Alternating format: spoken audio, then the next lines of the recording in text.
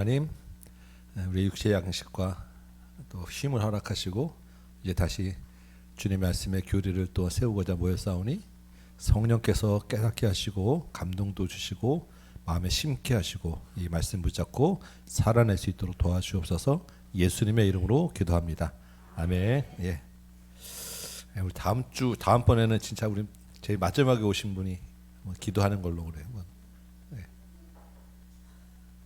그 정해진 시간 딱 기준으로 그렇게 한번 재밌을 것 같죠. 네.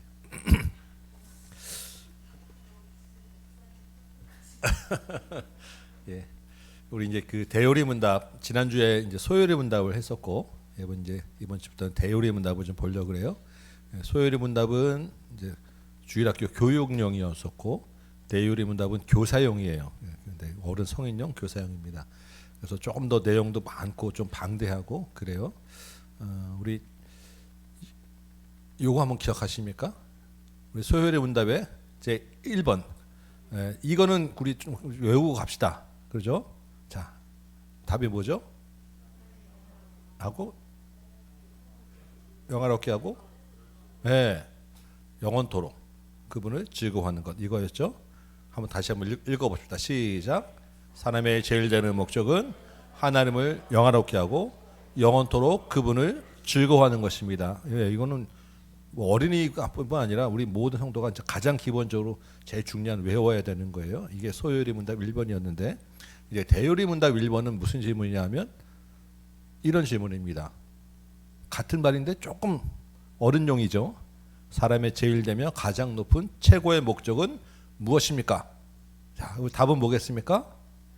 하면 영화롭게 하고 그 영원토록 즐거워하는 것입니다. 그렇죠? 이게 조금 우리 이제 어른이니까 조금 더 살에 붙이면 한번 읽어보겠습니다. 시작. 사람을 제일되며 가장 높은 최고의 목적은 하나님의 영화롭게 하고 마음을 다해서 하나님을 영원토록 즐거워하는 것입니다. 우리가 하나님을 영화롭게 한다는 것은 다 우리 마음에 당이 있는데 그게 우리의 즐거움이 되어야 되고 하나님이란 말만 들어도 우리는 기쁘고 즐거워야 된다. 이게 우리 안에 하나님 오시는 성도의 가장 기본이라는 거예요. 하나님이 우리를 지으신 목적이라는 것입니다. 우리 예배 오늘 아침 예배 시작할 때도 내 백성은 나를 위하여 지었나니 나를 찬송하게 하려 함이라. 이 하나님의 뜻이고 목적이었어요. 여러분 하나님이라는 이름만 들어도 기뻐하시고 삶 속에서 어떤 상황에 있든지 그렇죠. 이 나의 상황에 관계 없는 거예요. 이거는 내가 힘들고 정말 절망스러운 가운데 있더라도 하나님을 영화롭게 해야 되는 부분이고 그런 속에서도 하나님이라는 이름으로 즐거워해야 된다는 게 우리 삶의 가장 기본적인 제일 중요한 거예요. 소요리 문답 두 번째는 그러면 우리가 하나님이 계시다는 것은 어떻게 할 수 있냐라는 것입니다. 여러분 하나님 계시죠? 근데 하나님 보이진 않아요? 어떻게 하나님 계시다는 것을 여러분 아십니까? 말씀을 통해서 맞습니다. 자연을 통해서 그렇죠. 또 이길 수 있는 우리 마음 안에 본성이 그렇게 로마서 1장에 보니까 하나님을 알게 할 만한 것들을 우리 마음속에 하나님 두셨다고 돼 있어요. 그래서 믿는 사람이든 믿지 않는 사람이든 누구나 하나님이라는 존재가 있다는 것은 알아요. 우리 마음으로. 그리고 자연의 피조물을 보면서도 하나님이라는 존재가 있다는 것을 알아요. 그리고 가장 중요한 것은 아까 얘기하신 것처럼 말씀을 통해서 하나님이 분명히 존재합니다. 그런데 문제 차이는 뭐냐면 우리 본성으로 우리가 알만한 것들과 피조물을 가지고는 그것이 하나님이 나의 주인입니다라고 하나님을 통해서 구원받을 만한 믿음으로는 못 가요. 여러분 이제 여기 막 농사 지는 분들 많이 있으시잖아요. 농사 짓는 분들 막 시골에 있는 분들은 얘기하면 다 신은 분명히 있다고 얘기해요. 근데 그 신이 하나님이라는 것을 모를 뿐이에요. 그냥 많은 사람들 대부분 정말 나는 정말로 죽도록 무신론자라고 얘기하는 사람들조차도 사실은 그 하나님 누군가 있다라는 존재에 대해서 쉽게 부인할 수 없어요. 다만 그 존재가 하나님이냐 아니냐 차이는 말씀을 통해서 알 수 있는 거예요. 여기서 그 하나님이라는 신이나 존재만 가지고는 하나님께 구원받을 수 있는 믿음으로 못 간다는 거예요. 그런데 그 말씀을 통해서 할 때 그 하나님의 말씀이 뭐냐 하면 신구약 성경 우리가 믿는 말씀이라는 것입니다. 그렇죠? 그러면 다시 한번 질문해 봅니다. 이제 성경이 우리 신구약 말씀 성경이 하나님의 말씀이라는 것을 우리가 배웠는데 이게 하나님의 말씀이라는 것을 우리가 어떻게 아냐고요. 하나님은 우리 마음속에 본성의 양심에 또 피조물을 통해서 말씀을 통해서 우리 하나님이라는 존재를 우리가 알 수 있다고 했는데 그러면 그 성경이 하나님의 말씀인지 아닌지 그냥 이사야든 예레미야든 누가 사람이 그냥 쓴 것으로 끝나는 것인지 우리가 어떻게 그 차이가 구별하고 이게 진짜 하나님의 말씀이라는 걸 우리가 어떻게 믿냐는 거예요. 이게 하나님의 말씀이라는 증거가 어디 있습니까? 성경에. 예. 성경을 통해서 성경이 스스로 이게 말은 긴데 요즘 뭐냐면 성경이 스스로 하나님의 말씀이라고 증거한다는 거예요. 성경을 읽으면 성경이 하나님의 말씀일 수밖에 없다라는 것을 알 수 있다라는 거예요. 여러분 이 성경의 내용이 굉장히 분량이 장대합니다. 그래서 여기 성경의 장엄함 여기 있는데 이러한 이 장대한 이 오랫동안 기록된 성경이 모든 부분이 일치하고 하나님께 영광 돌리는 것에 집중되어 있고 예수 그리스도에 대한 부분으로 집중되어 있다라는 것을 어떤 사람이 이것을 쓸 수 있겠냐라는 것이고 그 말씀을 읽는 자들이 위로를 받고 말씀을 읽으면서 또 마음의 찔림을 받고 회개하고 받고 사람이 바뀌는 역사가 이게 하나님의 말씀이 아니면 어떻게 이게 가능하냐라는 거예요. 그래서 하나님의 말씀이라는 것은 성경 자체가 스스로 증거하고 있다. 성경에서도 아까 말씀하신 것이 하나님의 말씀이다라고 이야기하고 있고 그래서 하나님은 자기 스스로가 하나님이 나라 하나님의 존재를 드러내시고 하나님의 말씀도 스스로가 하나님의 말씀으로 존재하고 증명해냅니다. 우리가 하나님이라는 존재를 또 성경이 하나님의 말씀이라는 것을 우리의 사람의 지혜와 우리의 말로 이걸 다 담아낼 수가 없어요. 여러분 설명 딱 물어봤을 때 이거 어떻게 설명하겠습니까? 그렇죠? 성경은 아무리 오랫동안 연구해도 부분적으로 조금 그것이 설명되어지는 것이 그것을 완벽하게 할 수는 게 없는 거예요. 여러분 성경은 그래서 스스로 자기의 하나의 말씀이라고 이야기합니다. 그래서 여러분 성경을 많이 읽으셔야 됩니다. 근데 성경을 하나의 말씀의 증거는 뭐냐면 또 어떻게 알 수 있냐면 성경을 읽다 보면 내가 오늘 성경 한 장 읽으면 한 장을 더 읽게 돼요. 그렇지 않습니까? 안 그러신가 봐요. 성경 하루에 한 장만씩 내가 읽어야지. 그러면 성경을 실제로 그렇게 읽었을 때 한 장을 읽었을 때 한 장만 읽고 웬만해서는 한 장만 읽고 너무 급하지 않는 이상은 한 장만 읽고 덮는 경우가 없어요. 그 다음에는 어떤 말씀을 읽게 되지? 자연스럽게 한 장 더 읽게 되고 두 장 더 읽게 되고 성경을 읽게 됩니다. 안 펴서 문제지. 읽으면 하나님의 말씀이기 때문에 한 장씩 더 읽게 돼요. 여러분 그래서 혹시 아직 성경을 잘 못 읽긴다면 뭐 이렇게 안 읽어지신다 그러면 마음의 목표를 잡으세요. 내가 무조건 하루에 한 장만 읽어야지.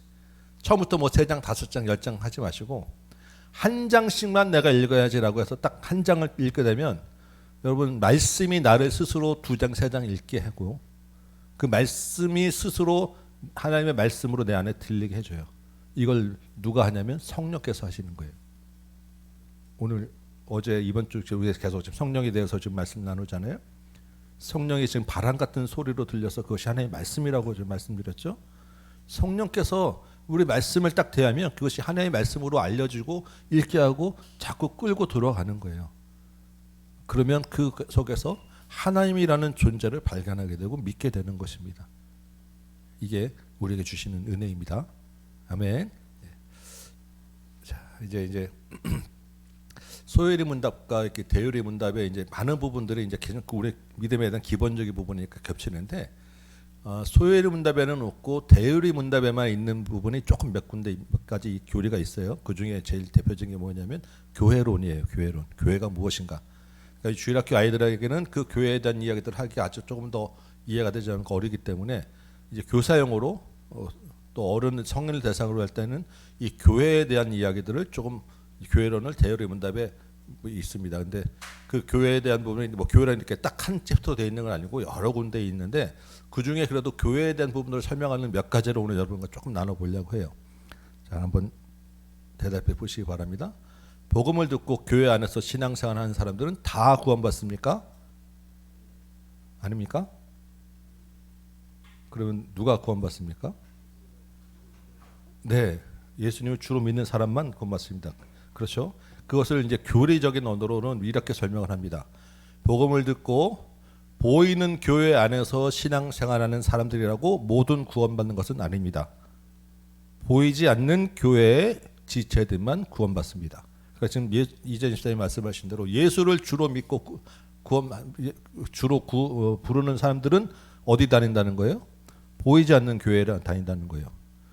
모두 다 보이는 교회에 있지만 그 중에 보이는 교회만 있는 사람이 있고 보이는 교회와 보이지 않는 교회 둘 다 속한 사람이 있더라라는 것입니다. 그러면 여러분 보이는 교회는 뭐고 보이지 않는 교회는 뭐냐 이거예요. 이걸 이제 다른 말로 하면 무형교회, 유형교회 이렇게 이야기합니다. 보이는 교회, 유형교회는 뭐겠습니까? 뭐가 유형교회, 보이는 교회요? 우리 교회는 다음 교회는 보이는 교회입니까? 보이지 않는 교회입니까? 보이는 교회. 네. 와, 할렐루야, 감사합니다. 네. 그렇게 되리라 믿습니다.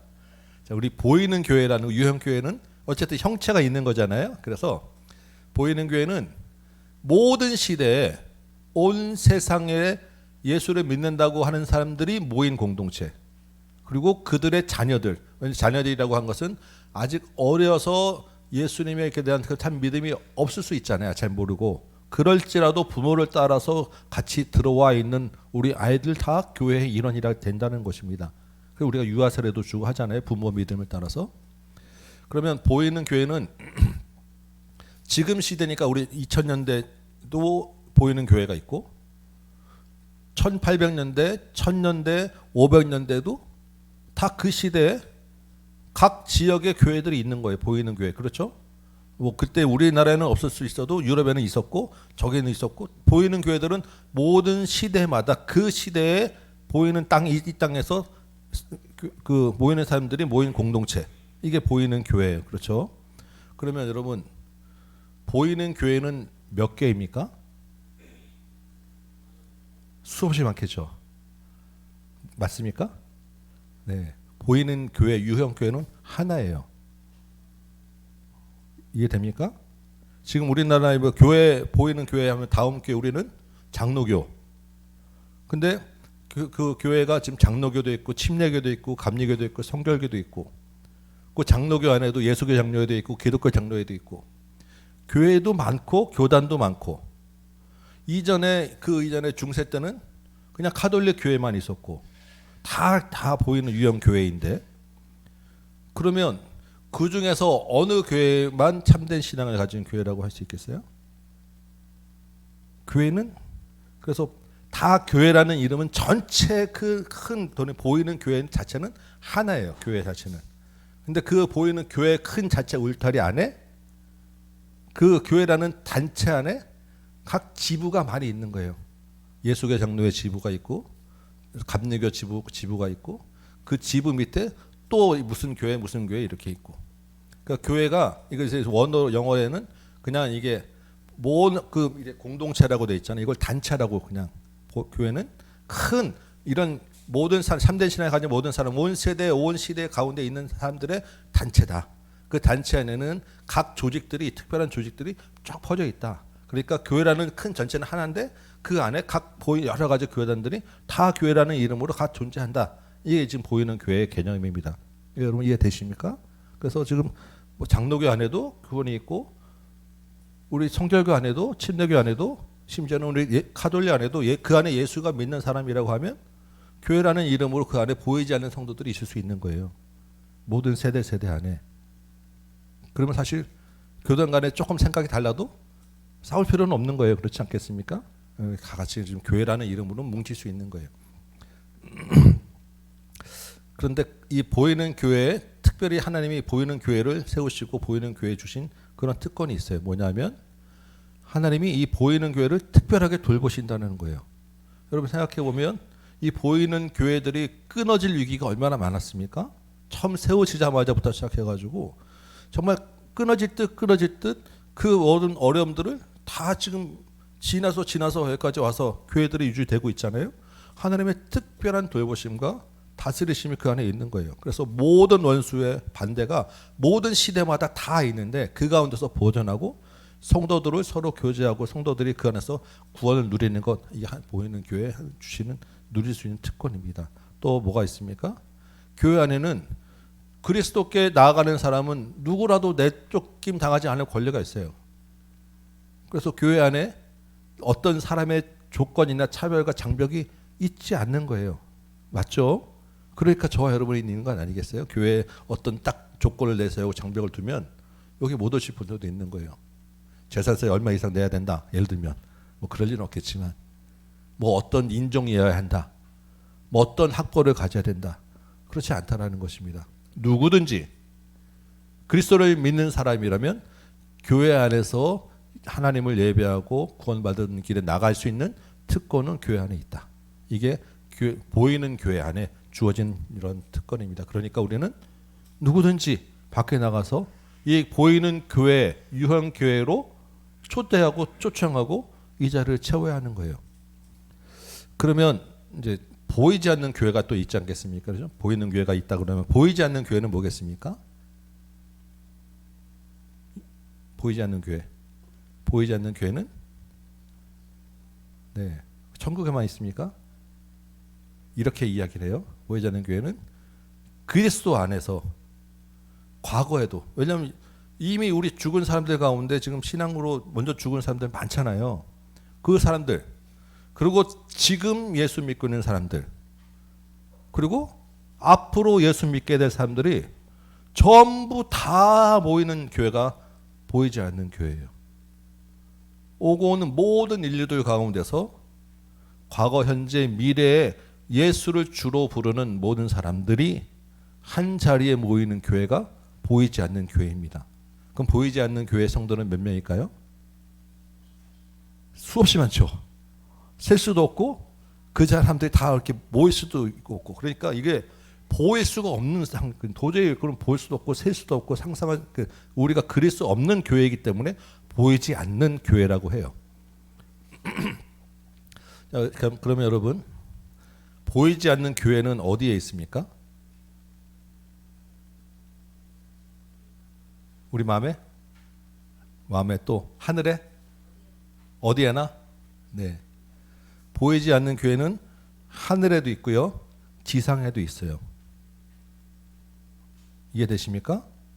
지금 우리가 보이는 교회로 모였지만 보이는 교회 안에 현재도 하나님께 택함 받은 사람이 있잖아요.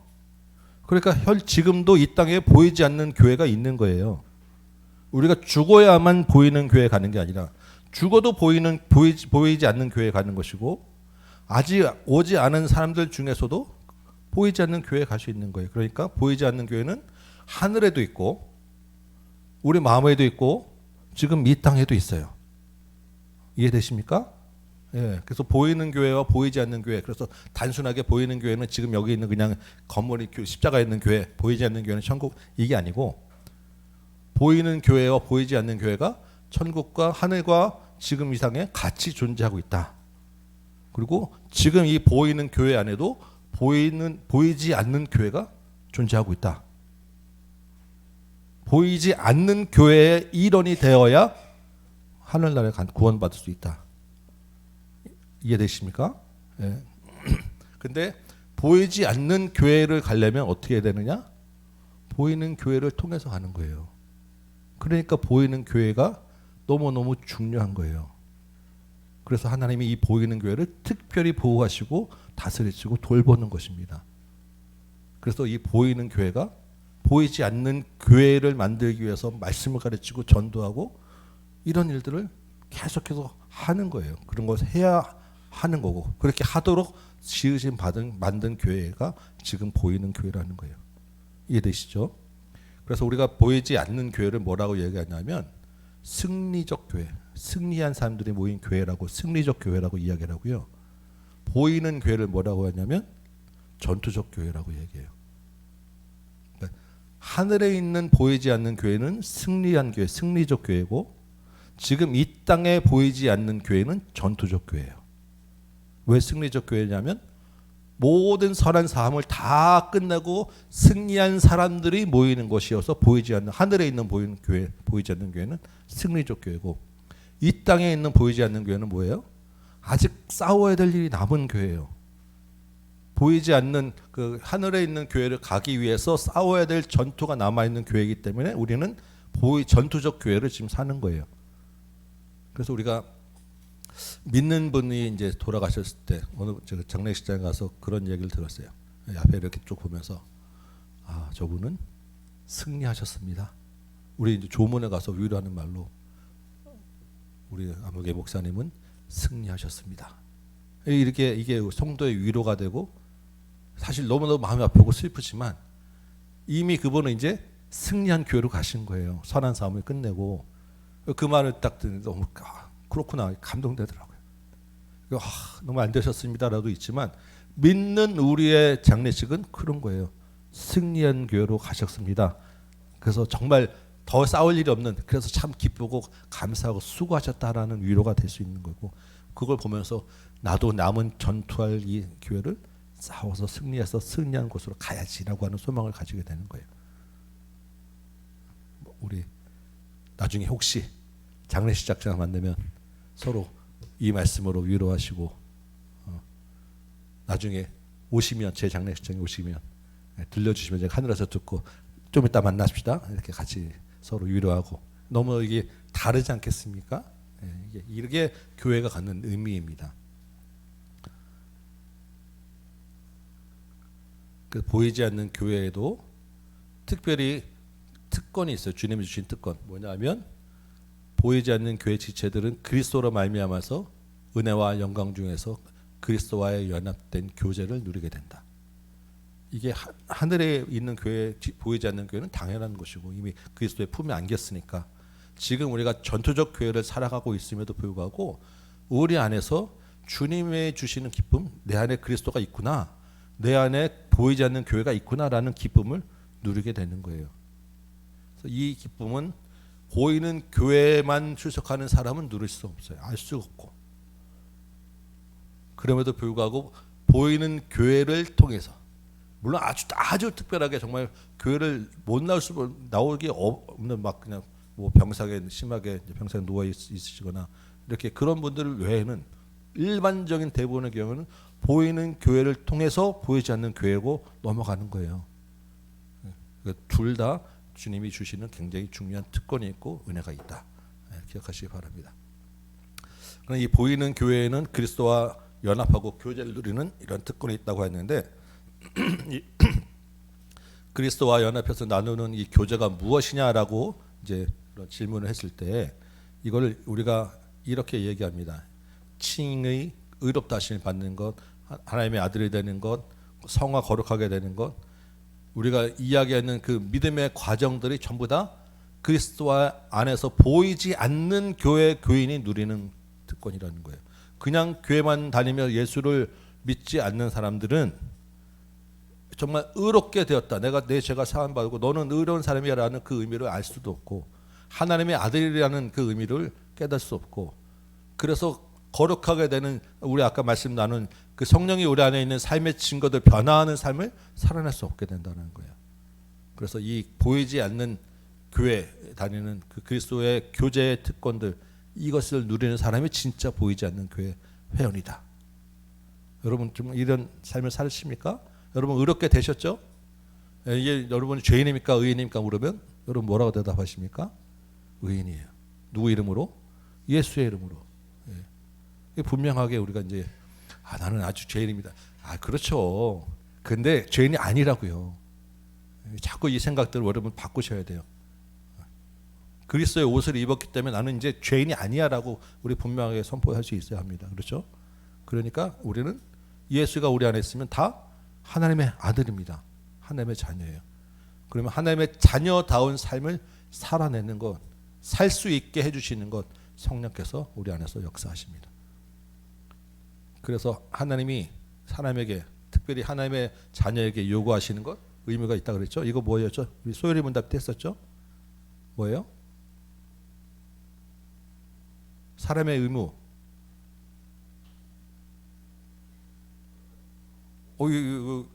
여러분들 다 우리 의무가 있습니다. 여기 의무를 모르는 사람이 의무를 이게 다 했으면 네? 예배. 네. 당연히 예배 드려야죠. 근데 정말 하나님이 원하시는 게 뭐예요? 순종. 네.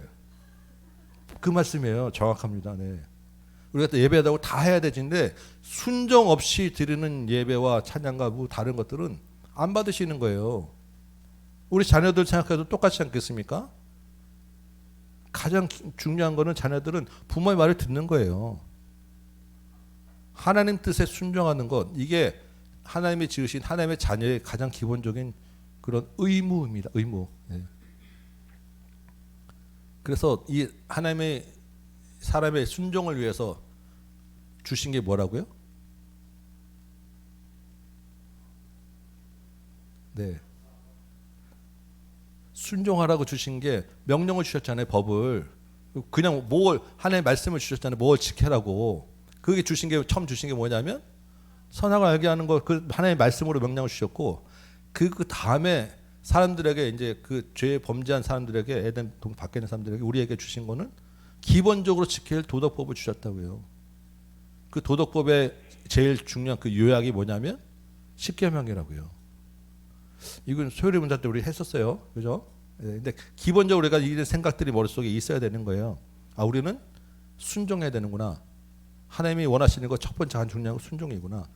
그 순종하기 위해서 주신 것이 하나님의 말씀인데 그 말씀에 특별히 우리 가운데 구체적으로 주신 법이 있구나. 율법이에요. 율법이 나쁜 게 아니라는 거예요. 율법을 앞세워서 율법을 지켜야만 구원받는다고 하니까 문제가 되는 것이지 우리가 율법은 지켜야 하는 것입니다.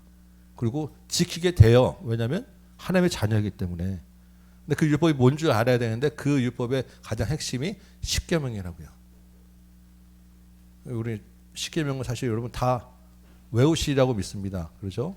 우리 매주마다 십계명을 외우진 않지만 첫 번째부터 열 번까지는 다 당연히 다 외우셔야 돼요. 그 기본적인 내용들은.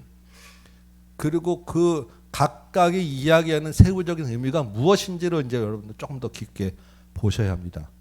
십계명은 하나님이 친히 두 들판에 쓰셔서 주시고 성경에는 특별히 출애굽기 20장에 기록되어 있는데 처음에 4개는 하나님께 대한 의무를 가지고 있고 뒤에 6개는 사람 간에 지켜야 될 의무를 담고 있다. 둘 다 의무입니다. 사람의 의무. 그러니까 순종해야 되고 지켜야 되는 거예요. 그래서 이 십계명에 대한 이제 조금 자세한 부분들을 이제 우리 소요리 문답에도 있고 대요리 문답에도 있는데 제가 조금 이제 고민이에요 지금. 다음 주에 한 주간에 이제 이걸 마치고 매주마다 우리가 이거 할 수는 없잖아요. 그래서 십계명을 좀 보려고 하는데 대요리 문답에 있는 십계명 내용이 사실 너무 방대해가지고 이게 한 주 안에 다 그냥 읽기만 해도 시간이 한 주 안에 다 못 읽을 것 같아요. 그래서 조금 제가 좀 정리를 좀 해보고 아니면 소요리 문답을 하든지 하여튼 십계명의 부분들을 조금 한번 짚고 마치도록 하겠습니다. 네. 오늘 여기까지 할 건데 여러분 이게 다 알고 들었던 내용이지만 이거를 뼈대로 세우고 정리하는 것은 또 다른 이야기입니다. 구체적으로 딱 이런 분명한 윤곽과 개념이 딱 들어 있어야 누가 와서 이야기를 하고 어떤 이단이 들이대도 이거는 아닌데라고 분별할 수 있어요. 그래서 그 내용들은 좀 여러분 제가 이렇게 그냥 몇 가지만 지금 띄워드리지만 요것만이라도 분명하게 여러분 좀 기억하시기 바랍니다. 네, 되셨죠? 네, 기도하고 마치도록 하겠습니다. 아버지 하나님, 주께서 우리에게 원하시는 것은 주의 말씀에 순종하는 것이라고 하셨는데 그 주의 말씀에 순종하는 것이 우리의 기쁨이 되게 하시고 우리 순종을 통하여 늘 하나님을 영화롭게 하는 삶 살도록 도와주옵소서. 특별히 주의 말씀을 우리에게 주셨사오니 그 말씀 가지고 분명하게 깨닫고 분별할 수 있도록 허락하시고 그 말씀을 지켜내고 살아낼 수 있는 은혜도 주옵소서. 예수님의 이름으로 기도합니다.